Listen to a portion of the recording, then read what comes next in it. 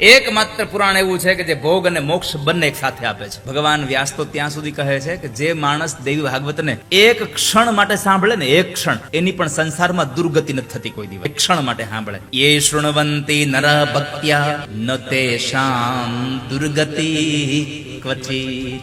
જે માણસ દેવી ભાગવતની કથા સાંભળે એની દુર્ગતિ નથી થતી ક્યારે. એક ક્ષણો એ શૃણવંતી નરા ભક્ત્યા ન તેષાં દુર્ગતિ ક્વચિત. ક્યારે દુર્ગતિ ન થાય. વ્યાસજીએ આ અમૃતમય રસ એ ભાગવતની રચના કરી છે. શું કામે?